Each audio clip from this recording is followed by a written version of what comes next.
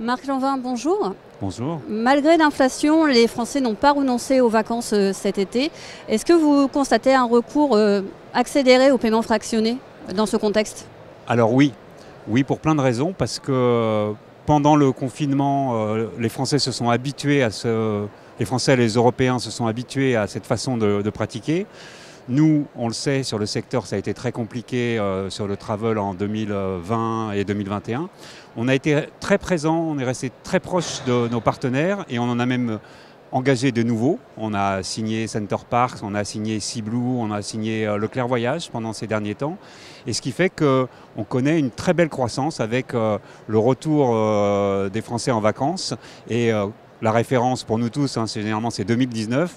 Et actuellement, on est entre plus 40 et plus 50 par rapport à 2019 en paiement fractionné chez Floa.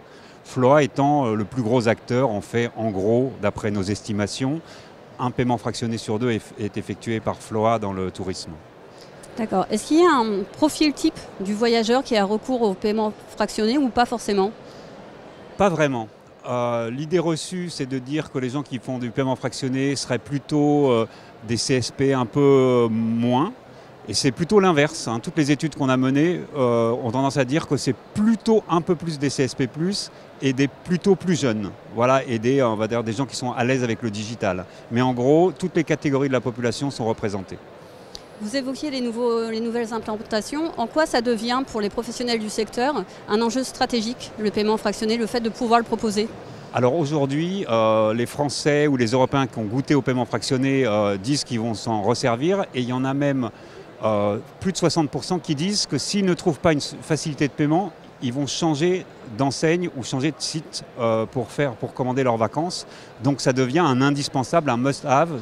Il faut une solution. Maintenant, c'est un service indispensable. Et c'est pour ça qu'on équipe ou on rééquipe pratiquement tous les acteurs en France et en Europe.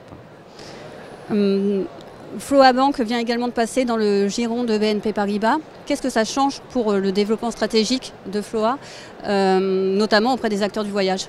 Alors ça change tout et ça ne change rien. Ça nous conforte parce qu'ils nous ont acheté pour ce qu'on savait faire, mais BNP Paribas, c'est la première banque européenne et donc ils ont des ambitions de développement pour ce qui nous concerne qui sont extrêmement importantes. On est présent dans 5 pays, on ambitionne avec BNP d'être présent dans 15 pays européens d'ici 2025, donc ça accélère nos ambitions et ça renforce nos moyens, c'est important aussi. Nos partenaires ont besoin d'avoir un acteur résilient et le fait qu'on soit adossé à une des banques les plus solides au monde, ça les rassure sur le fait qu'on sera toujours là dans les années qui viennent pour les soutenir dans leurs activités. Merci beaucoup. Merci.